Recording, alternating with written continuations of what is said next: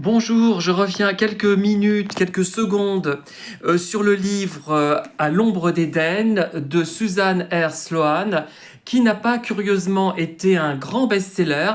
Peut-être l'a-t-il été, mais on ne s'en rend pas compte puisqu'il est paru en 99-2000 et Internet était quand même moins développé que de nos jours. Mais c'est vraiment un livre marquant et j'ai envie de vous faire part d'une remarque que j'ai lue sur Amazon d'une lectrice ou d'un lecteur qui raconte en une phrase que c'est peut-être l'un des livres qui l'aura plus marqué dans toute sa vie. Et ben, je suis pas loin de penser ça. Je sais pas, mais en même temps, je dirais que il n'y a rien d'extraordinaire objectivement. C'est comme quand quelqu'un, on le trouve beau, on dit mais objectivement, il n'a rien d'extraordinaire, mais il est extraordinaire, ou elle est extraordinaire. C'est un peu ça. Je ne peux pas expliquer. C'est d'une grande force contre l'antisémitisme, contre la justice expéditive, contre les riches qui sont hypocrites, qui sont fourbes, qui sont faux, contre cette religion absurde qui rejette les autres, puisque c'est une communauté très religieuse, hein.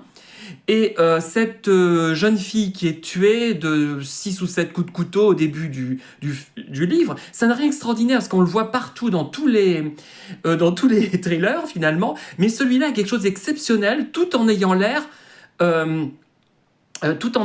banal d'une certaine manière. Mais il est quand même bien écrit par une ancienne avocate. Et donc, vraiment, moi, je vais les garder précieusement. Je garde un certain nombre de livres comme ça, et d'autres, je les envoie dans des boîtes à livres. Parce que il y a une force dans ce livre que je ne peux pas expliquer. Et dire que j'ai failli l'interrompre parce qu'il y a deux personnes qui se marient et qui vont produire un mariage très conventionnel, à mon avis. Ils ont 18 ans d'écart et comme par hasard, c'est l'homme qui est plus âgé. Donc, et j'ai eu raison de continuer. Parfois, il ne faut pas arrêter les livres, hein. Voilà, merci de m'avoir écouté. Mais là, je suis vraiment enthousiaste. Bon, l'enthousiasme va peut-être décliner.